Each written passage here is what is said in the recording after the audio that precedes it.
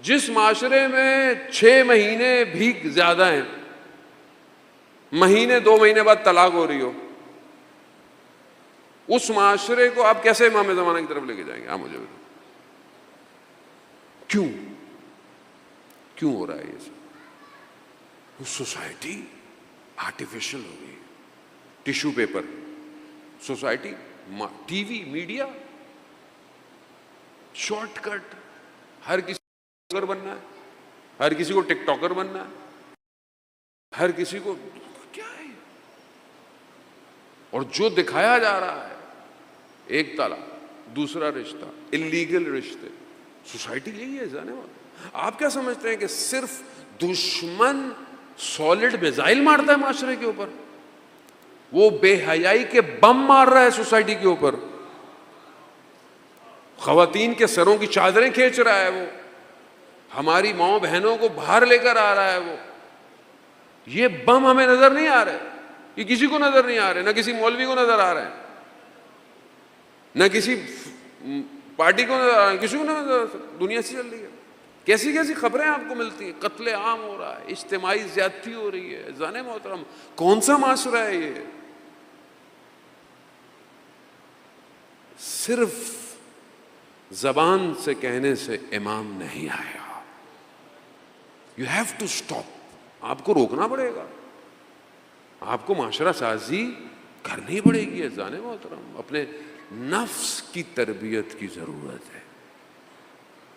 میرا نفس بھی ایسا ہی ہے کہ جب اس کو موقع ملتا ہے تو وہ حیوان بن جاتا ہے، اس کی تربیت، اس کو مہار کی ضرورت ہے۔ کیسے کریں گے مہار؟ کون کروائے گا؟ معرفت، امام سے رابطہ پیدا کریں، امام سے توسل کریں۔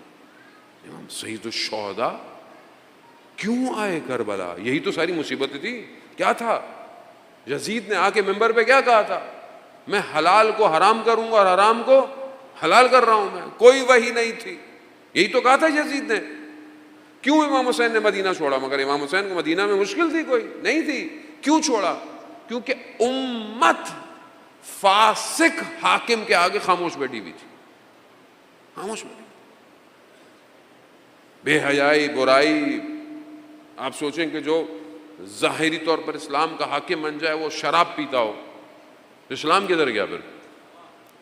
50 سال ہوئے تھے صرف، آخری نبی کو دنیا سے گئے 50 سال، 50 سال، 1,24,000 نبیوں کی محنت مدینہ کی ریاست تھی، 1,24,000 نبیوں کی محنت تھی۔ سارے نبی ایک ایک کر کے آئے تاکہ انسانیت کو سٹیپ بائی سٹیپ اس کو رشد دے، اس کو عقل دے۔ جب وہ اس مقام پہ پہنچ گئی تو رسول خدا نے غدیر کے مقام میں کہا کہ یوم اکملت لکم دینکم، آج تمہارے لیے دین کامل ہو گیا ہے۔ آج کیوں؟ کیونکہ انسان کی عقل کامل ہو گئی تھی، دین کامل ہو گیا، دین مکمل ہو گیا۔ بس جہاں دین مکمل ہوا اس کے بعد دشمن شروع ہو گیا۔ یقین ہونا صرف کافی نہیں ہے، عمل ضروری ہے۔ یقین تھا کس کو؟ فرعون اور فرعون کے ساتھیوں کو یقین تھا۔ کیا یقین تھا؟ یہ جو راستہ بنا ہے نا دریا کا، یہ موسیٰ کے رب نے بنایا ہے، یقین تھا۔ مگر کفر، انکار، ڈوب گئے اسی کے اندر۔ یقین رکھتے تھے لوگ لیکن عمل نہیں کیا۔ لوگوں کو یقین تھا، ابلیس سے زیادہ کسی کے پاس یقین ہے؟ جو ملائکہ سے گفتگو کرتا ہو، جس نے ملکوت دیکھا ہو، سب کچھ اس کے سامنے واضح تھا، اس سے زیادہ کسی کے پاس یقین ہے؟ کیا کیا؟ انکار کر دیا، انکار، ایکسیپٹ نہیں کیا ولایت کو۔ تو صرف یقین کافی نہیں ہے، عمل ضروری ہے، عمل کریں۔ جتنا یقین ہے اس پہ عمل شروع کر دیں۔ اگر آپ کو یقین ہے کہ میں خدا کی بارگاہ میں سجدہ کروں گا، خدا رحمان ہے، سجدہ کریں۔ آپ کو یقین ہے کہ میں خدا کی بارگاہ میں رات کو کھڑا ہوں گا، خدا مجھے سرخرو کرے گا. قالا امام صادق علیہ الصلوۃ والسلام صلی اللہ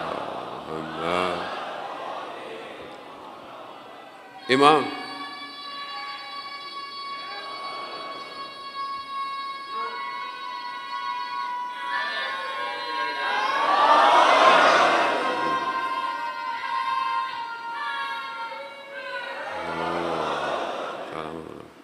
وزان محترم کو بھی یقین ہے، یا علی مدد پہ یقین ہے یا عمل بھی ہے؟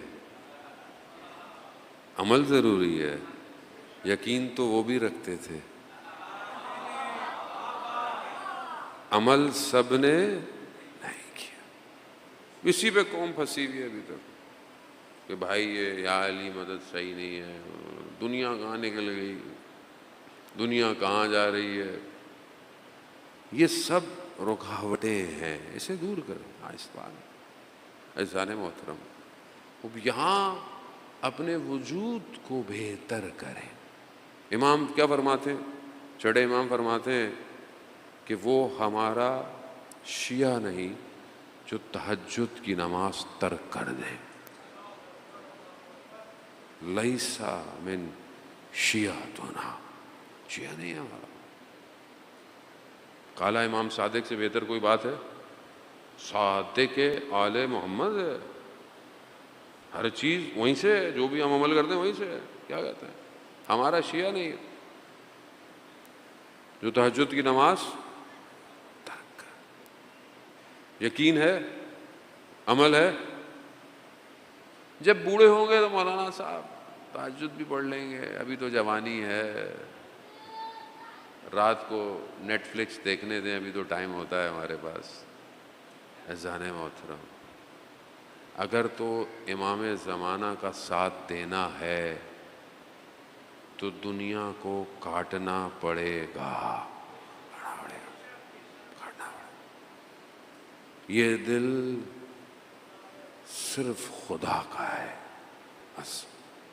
اگر تو خدا کی طرف بڑھنا ہے تو امام کے ذریعے سے ہی بڑھنا ہے.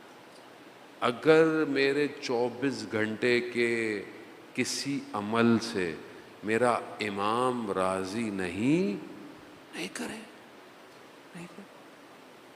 یقین ہے نا، مطلب مجھے دیکھیں اتنا پتہ ہے، یہ میں پانی کا گلاس پیوں گا صحیح ہے، یہ پانی کے گلاس میں اگر خون کا قطرہ گرا ہوا ہے نجس ہے کہ نہیں ہے؟ اگر میں پیتا ہوں نجس، جائز بھی نہیں ہے، نقصان دہ بھی ہو سکتا ہے، یہ مجھے پتہ ہے نا. تو اب جو میں عمل کر رہا ہوں مجھے واضح پتہ ہے. کھانا میرے سامنے رکھا ہوا ہے، یہ مجھے کھانا ہے یا نہیں کھانا. ڈاکٹر منع کر دے آپ کو کہ یہ آپ نے نہیں کھانا. کیوں؟ مثلا آپ کو خدا نخواستہ کوئی بیماری ہے، آپ کو ڈاکٹر کیا بولتا ہے؟ بھائی یہ نہیں کھانا. آپ ڈاکٹر کی بات مانتے ہو؟ کیوں مانتے ہو؟ آپ کو پتہ ہے یار صحت خراب ہو جائے گی. خدا نے جب چیزوں کو منع کر دیا کہ میں جوانوں کو کہہ رہا ہوں بیٹوں کی طرح میرے، نامحرم کو دیکھنا روح کے لیے نقصان دہ ہے. حرام ارتباط آن لائن نقصان دہ. خدا نے کہا، خدا نے حدود رکھے ہیں نا، حدود ہیں. اگر آپ ان حدود کو توڑیں گے کیا کریں گے؟ کیا امام راضی ہے؟ نہیں راضی. تو کیوں میں ایسا کوئی کام کروں جس سے میرا امام ناراض ہو؟